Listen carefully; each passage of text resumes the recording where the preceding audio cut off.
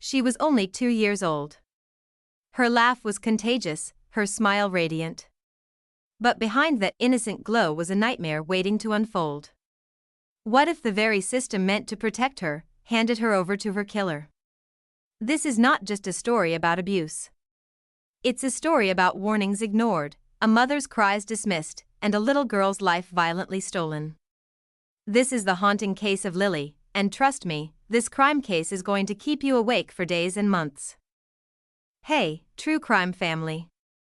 Welcome back to The Crime Keeper, where we dive into real-life cases through a psychological lens. Today's case is one of the most gut-wrenching stories we've ever covered.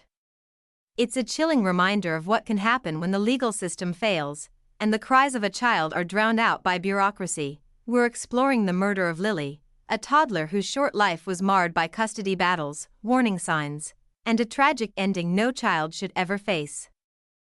If you're passionate about justice, if you're someone who believes we must listen to the voiceless, stay with us. This one will break your heart. But it might also open your eyes. November 20th, 2010. Lily was having breakfast with her grandfather, laughing, babbling, enjoying pancakes. It seemed like an ordinary morning.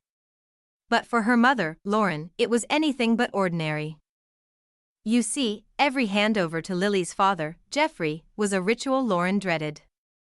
Every weekend that Lily spent at that house was a source of anxiety.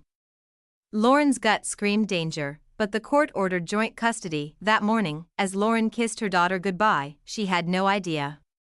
It would be the last time. Lauren had fought tirelessly for full custody. She documented her concerns. She warned the court. But the judge, Michael Higgins, dismissed her. Let's pause for a second. Why would a judge ignore a mother's desperate pleas? It's not uncommon. Studies show that courts often prioritize co-parenting ideals over concrete signs of abuse, especially when the evidence seems circumstantial. Lauren wasn't just battling an ex. She was up against a system that often demands a higher threshold of proof than what's humanly possible to present, especially when a child is too young to speak for herself. This is where learned helplessness begins to creep in, not just in abuse victims, but in their protectors.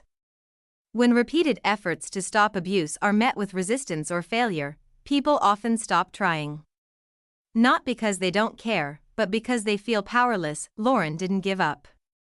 But every door she knocked on seemed to close in her face. Let me ask you this, if you were in Lauren's shoes, what would you do? Would you go public? Risk contempt of court? Would you break the law to protect your child? Drop your thoughts in the comments below. Your voice might just help someone out there in a similar situation. Renee, Lily's stepmother, was far from stable.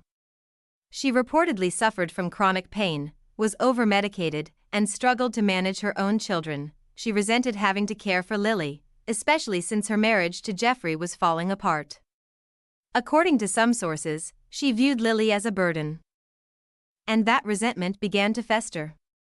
We often underestimate the role of unresolved trauma and resentment in child abuse cases. Caregivers who feel overwhelmed, especially when unsupported, can redirect frustration toward the most vulnerable. It doesn't excuse the crime, but it helps us understand how it escalates. Lauren's family even hired a private investigator. Photos, logs, records of disturbing behavior, all submitted. But lawyers advised, it's not enough to sway the court. This moment is pivotal. Everyone knew something was wrong. But legal fears, procedural hurdles, and insufficient proof led to inaction, and then came the final day. That day, Jeffrey left Lily alone with Renee. At 2 p.m., a chilling 911 call was made. Renee claimed Lily had fallen. She wasn't breathing. Paramedics found Lily unconscious. She was rushed to the ER, but it was too late. What they discovered would horrify even the most seasoned investigators. The autopsy revealed over 20 separate blunt force injuries to Lily's head. The pattern suggested a repeated assault, possibly with an object. This was no fall. Renee's story shifted constantly. She claimed Lily slipped. Then she blamed another child. She even cleaned the scene before calling for help. she was arrested that same day, charged with homicide. News spread fast. And so did the outrage. Judge Higgins became a lightning rod for public anger. Protests erupted.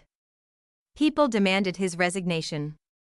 A petition to remove him from the bench gathered thousands of signatures in days. This wasn't just about one man's decision. It was about a system that prioritizes procedure over protection. The public's outrage wasn't just emotional, it was rooted in collective guilt. Everyone asked, could this have been stopped? Lauren spiraled into grief, but also into action. She spoke out. She shared Lily's story across platforms. She became an advocate for protective parenting and judicial reform, but nothing would bring Lily back, she said in one interview. If I had broken the law to save my daughter, I'd be in jail. But she'd be alive. Lily's cries still echo, in courtrooms, in the hearts of mothers, and in the minds of those who know we must do better. So here's what I ask of you, dear listener. If something doesn't feel right, don't stay silent. If you see signs of abuse, report them. Push. Scream. Fight. Be the person who refuses to ignore a child's cry, and if you've made it this far, thank you. For caring. For listening.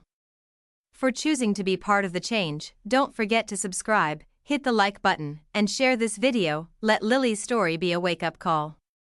Let's make sure her cries were not in vain.